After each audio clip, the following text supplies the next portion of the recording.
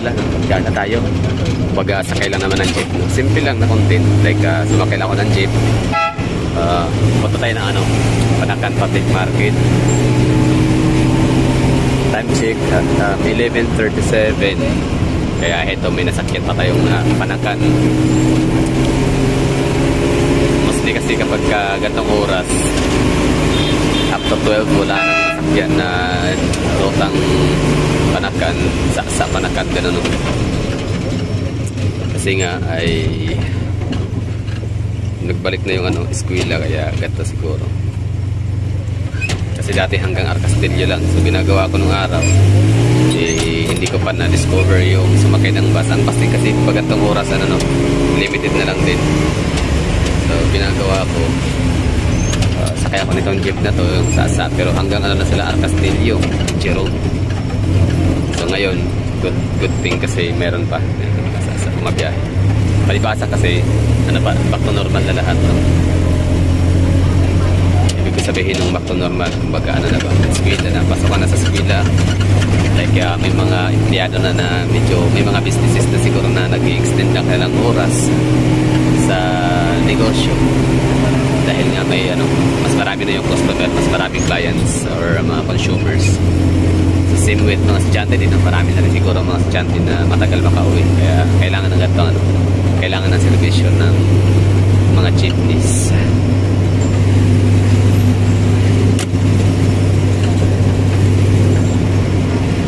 Tas grabe pala yung yung checkpoint dito sa Davao. Every police station, bawat stasyon ng police na madadaanan mo talaga checkpoint kasi Comelec. So sa inyo din ba lahat kung taga saan ka ba ngayon nanonood? Sa Pilipinas muna kasi sa ibang bansa wala namang election ngayon walang upcoming so walang Comelec checkpoint. So dito sa Davao, so kung ikita taga Luzon, Visayas and some parts of Mindanao, so papalang ko sa inyo na dito sa Davao ay puspusan like napaka consistent gabi-gabi talaga merong Comelec checkpoint kahit sa parte sa Davao basta kahit merong checkpoint merong police station. So ito palang biyahe natin from Panakan Public Market papuntang Rojas Avenue. Biyahe ay nasa 50 to 40 to 60 minutes. Pero ngayon dahil nga sa walang traffic, araw yun yung tutukoy ko dun. Kaya umabot ng 40 to 60 minutes. Pero pag gabi medyo malalagpas pa sa 40 kph kasi ito dito, itong highway na to.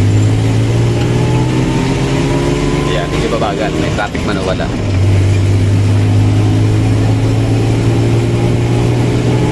Jerome.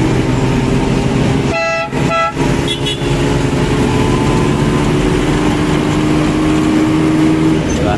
Goyod, no? Sa may naman, I don't know kung may ganyan ba sasakyan sa CDO. Arila ang tawag. O Bukidnon lang. Balay-Balay and Valencia. Arila. So, dito naman sa Davao ay Guyod. Ano ba tawag din sa inyo? So, parang ang Guyod is parang old version ng mga Bokyo, Bumbak, Tok-Tok. Or mga badya ngayon. Dinadaanan para natin yung kahabaan ng Arcastillo, Davao City. So ito po yung nakita ko ninyo kalsada, wala masyadong tao, wala naman sasakyan lang. Ano ba naman kasi gagawin ng mga tao sa labas sa gilid ng kalsada? So yan, Technotrade. Ang harap itong Technotrade, yun ano yun parang may pagawaan ng plastic po yun, mga pipes. Basta kapag December may yun sila, mayroon silang Christmas village.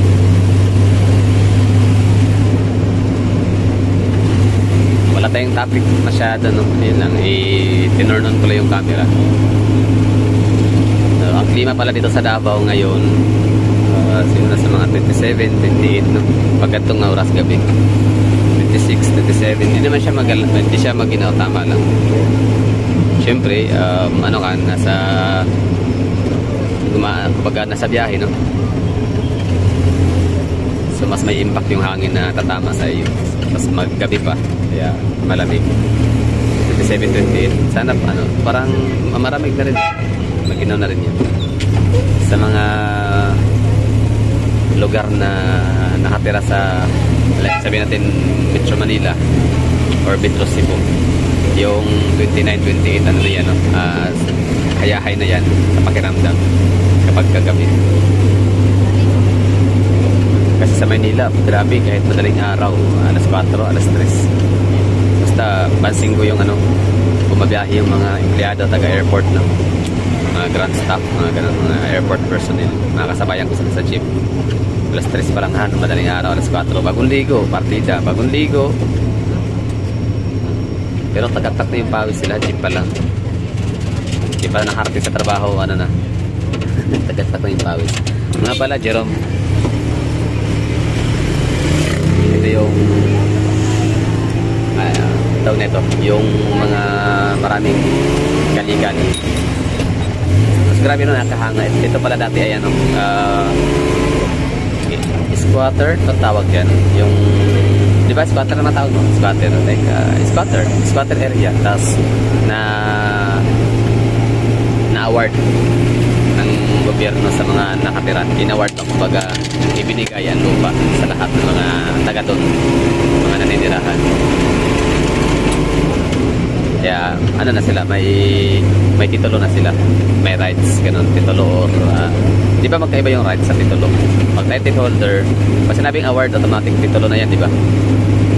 Kasi kung rights, hindi rin siya matatawag na award, kaya medyo tayo dyan, medyo tagilid tayo dyan na wala tayo masyadong alam dyan, kaya tinatanong kayo.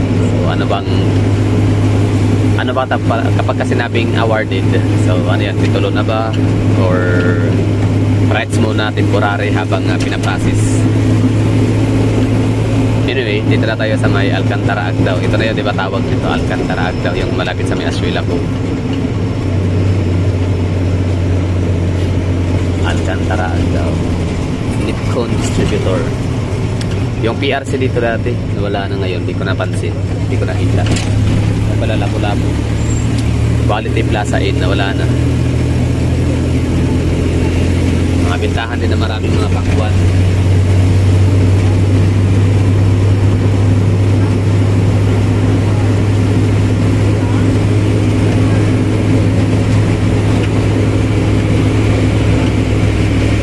Ito na yun, Alcantara at Castillo Agdao. Tama ba? Alcantara at Castillo Agdao.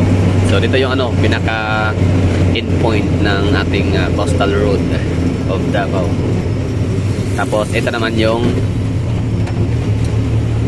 tawag niya ito, yung landing point or landing area, landing point ng Davao Samal or Samal Davao Bridge, connecting bridge.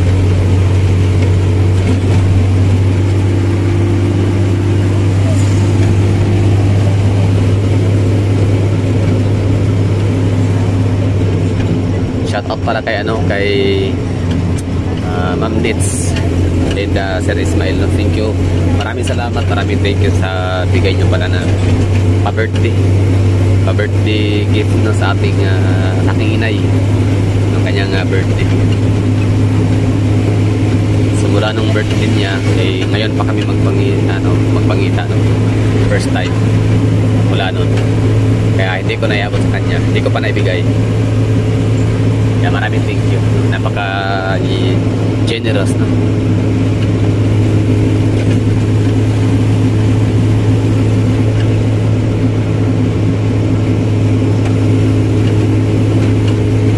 Davao Lanang.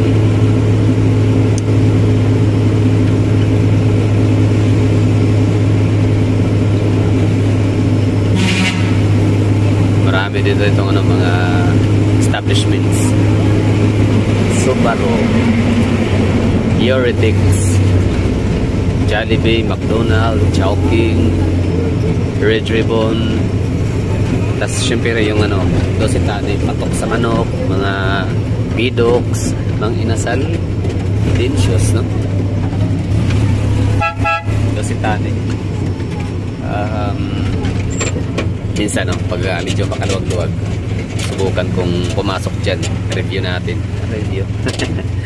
Hotel review. Kasi tanin, pwede tayong kumain dyan. Tingnan natin. Kasi nakakain ako sa waterfront. So, baka kung afford natin, baka mas same price lang. So, kung same price lang yung buffet sa Dositane, so baka kung same price lang yung buffet sa Dositane tsaka sa waterfront, Insular Waterfront Hotel, eh baka pwede tayong, imbis na babalik pa ako sa waterfront, dyan na lang muna sa Dositane. Try natin dyan sa.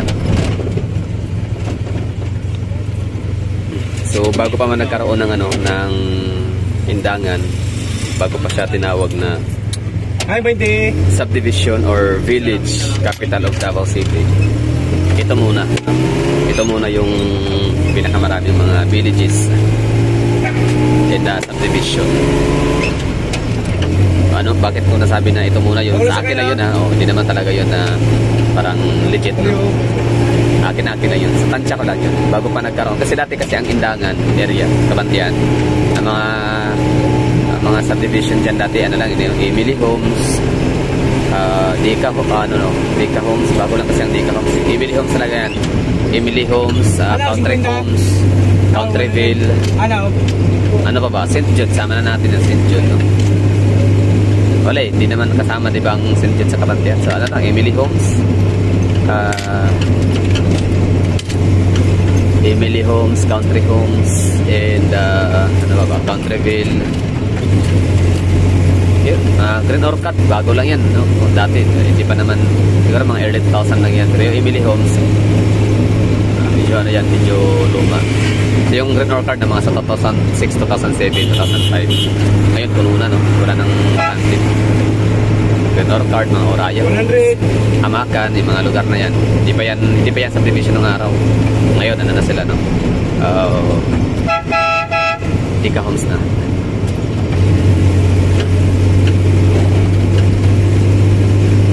Tapos yung Emily Homes pinakaluma. So ito muna yung maraming mga villages. So banggitin ko yung pagkakalang ko lang: Santo Domingo 1, 2, 3, tama. Tapos Doña Pilar, tapos San Lorenzo, Doña Pilar, Santo Domingo 1, 2, 3, Doña Asuncion, madami-dami na, di ba? Lupatiera, Fortune Home. So ano pa, marami, di ba? Siyempre Insular, sakay double ride mo sakay mo ya, sakay na po pikas. Wala bahagi. Buhangin. Tara. Pag munawag mo rito, nasa kanila mo para Katitipan. Wala ma'am, double ride mo. Tara. Basta sa totoo lang dito sa Davao, sabihin ko lang kung kayo ay hindi taga rito, just in case lang, mga baguhan sa Davao, punta dito. Hindi nyo, gaya nun, huwag kayo matakot magtanong dito sa mga driver. 101% na ma-assured ko sa inyo na ang mga driver ay hindi yan sila gagawa ng istorya, no? Hindi yan sila magbibigay ng suggestion para sa kanilang ikakayaman, na para pabor sa kanila. Gaya nito, si Kuya, maganda ginawa ni Kuya. Kasi dalawa lang talaga ang way, no? Taxi mula rito papuntang airport, or di kaya mag-jeep sila. So tama yung ginawa, double ride. Sakay sila nito, baba doon sa may depot, tapos sakay ulit sila ng jeep, bus, kahit pwede na silang doon. Tapos all the way to airport. Baka mayroon silang susunduin, no? Ganitong oras, okay lang na mag-jeep. Hindi mo na kailangan din mag-taxi kasi gaya nun, wala naman silang mga bitbit na mga bagahe gamit. Pwede na yun. Jeep lang.